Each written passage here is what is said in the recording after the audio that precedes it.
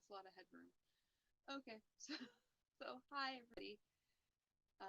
I know I said I wasn't gonna do any streaming between now and next year, but I just wanted, and it's only a quick one because um, every once in a while I just kind of get these ideas, and I just wanted to like get them down while I'm thinking about them. Um, so don't mind me, and I'll probably have to run off really quickly midstream. Um, but I am trying to get back into reading again because I fell off the horse for like many years. I mean, it's not that I don't read. I just been reading a lot more. I've been reading a lot of things online. I've been reading a lot of nonfiction stuff, and my fiction reading has gone by the wayside. I just have not been, and that's not okay on any level. I need to be reading comics. I need to be reading my books, just for no other reason than for market research, which sounds terrible. But anyway, um, so one of the things I had been reading, I've gotten back into reading the Myth series. It's kind of my like launching pad. I go back to it all the time for no good reason. There are better written books. There are less hackneyed books, but this one I don't know. It's my cozy fantasy book that I just come back to but the older books in the Myth series, not the newer ones. Anyway, so I started reading that, and now I'm just trying to like I realized I lost a couple of the books along the way. So while I'm waiting for them to come for new books to come in, I need something else to read. And so I'm kind of going. I have like a big bunch of books, like a lot of books. I mean, I already knew that I had a lot of books, but then I also inherited my dad's library because I asked for it too. Don't get me wrong here, but because I'd asked for these books, I have like another person's library coming into my own, which means there's a whole bunch of different books that I just would never even think to get, which is one of the reasons why I wanted it. Aside from the fact that some of these I would like pass by when I would always see them on the shelf all the time, so they kind of became kind of like my household staple, kind of like my comfort sighting of like seeing the book on the shelf and just knowing it's there and kind of, sentimental reasons. At any rate, having said that, I wanted to take a look at some of these books because on top of it all, you're looking at older books, and that's the thing. Like these are specifically older books. A lot of these books come from like between like anywhere from like the 60s up to like early 80s. So there's a lot of variety there, and I wanted to look at that because I wanted to see story how stories have been told, and what they looked like back then versus what they look like now. I need to read some more modern fiction. I'm not gonna lie because I'm kind of stuck back in like 1980s, 90s. That's just I need to come forward, and I will. And give me 1 minute here.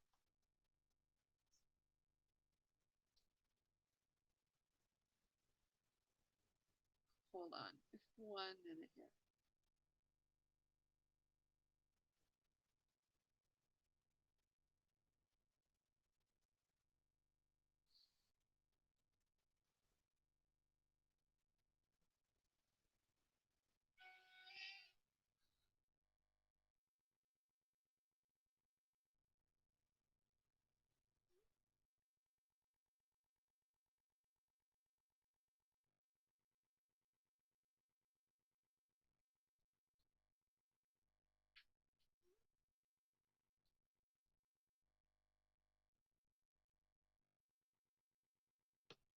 Sorry about that.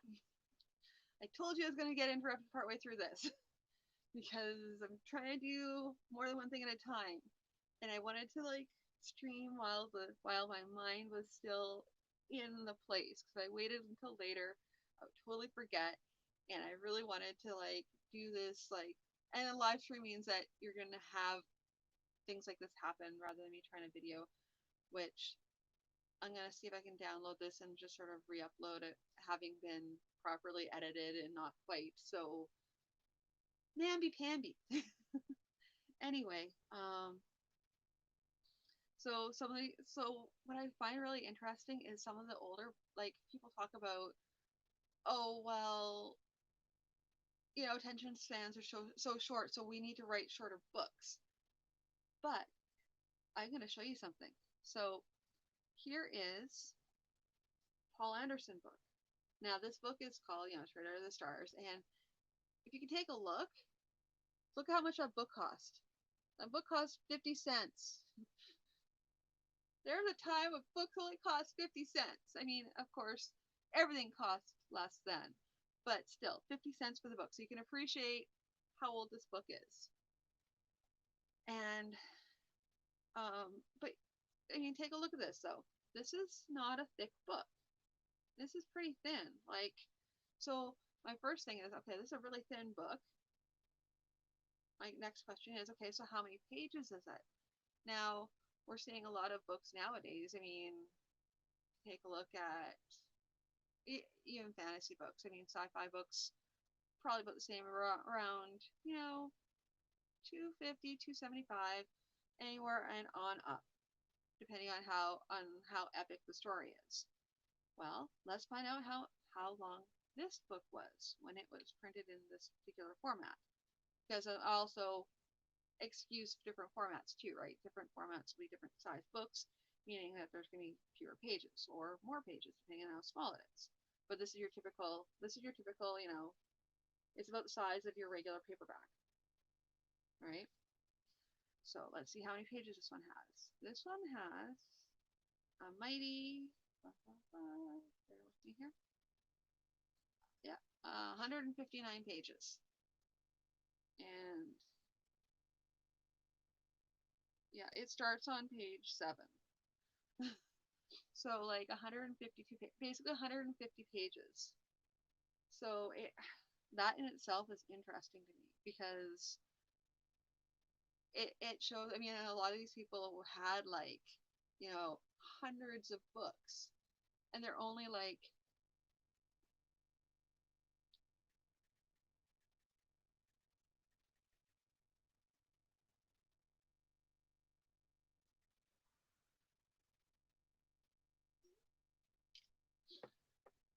Uh-oh.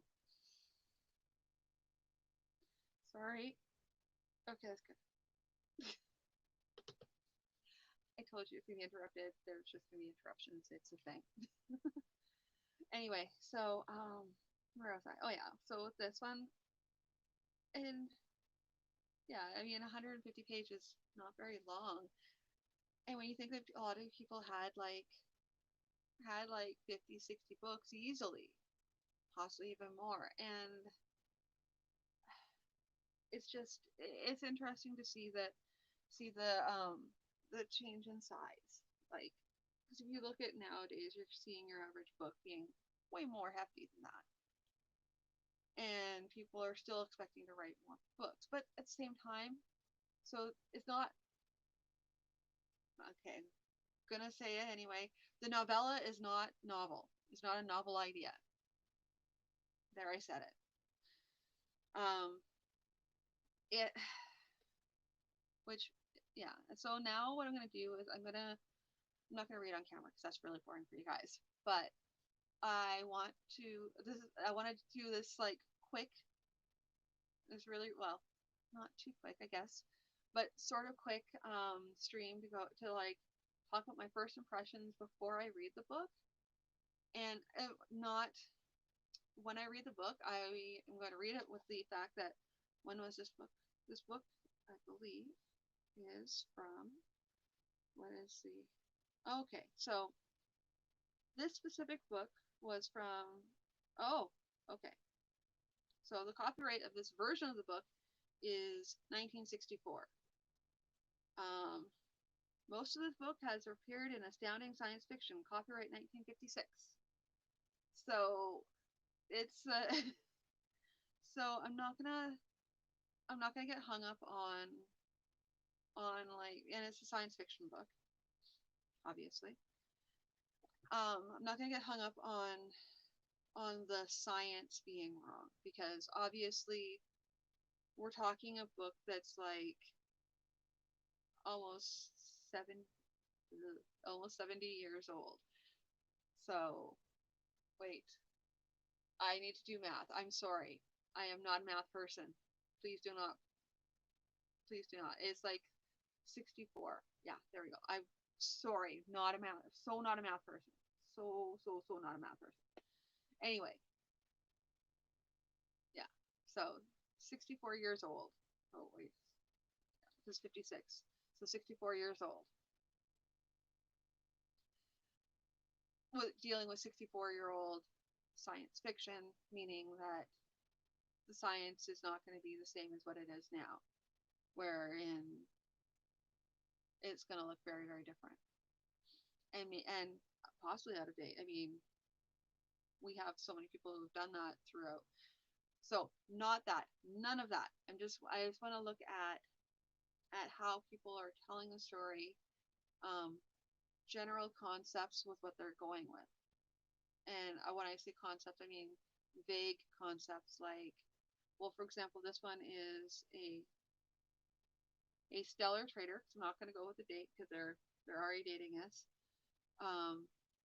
Stellar trader, and he boards a strange ship in outer space and discovers he has captured a zoo. And that is all I'm going to say. That there's more to it than that. But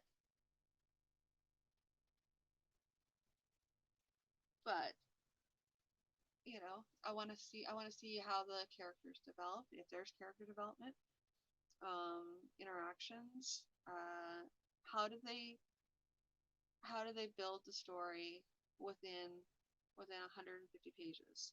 Like, where do they hit on everything? I'm going to be reading it like a writer would, and which can't doesn't mean I can't enjoy it. And I think that's really a mistake. A lot of people say, "Oh well, I'm a writer now, and now I can't enjoy things." And I know that was a problem with my dad for a while. He had a tendency to like harp on plausibility of things with refusing to suspend any disbelief. And I think that's unfortunate. You need to have some. I mean, obviously you can't have there is an extremes to which we'll go, but like you have to have some. So I'm willing to give it some, and I want to try this out. 150 pages is doable. I'm gonna go and read it, and then I'm gonna let you guys know how I did. And if I DNF it, then I will let you know as well. It depends because I have a hard time. I will DNF pretty quickly. But I'm gonna. Funny part is they say first 50 pages. Well, the first 50 pages is the third of this book. So that's why I'm saying I may as well just read this whole entire thing. It's 150 pages. I can probably read this relatively quickly. Anyway, so without further ado, I'm going to go off and read this book, and then I'll let you know how it is. I mean, and when I say that, like I said, science aside and 1950s book aside, I will let you know other in other means how I my approach to the book and what I find interesting in the different writing styles. So I will talk to you all again very, very soon. And until then, have a good day.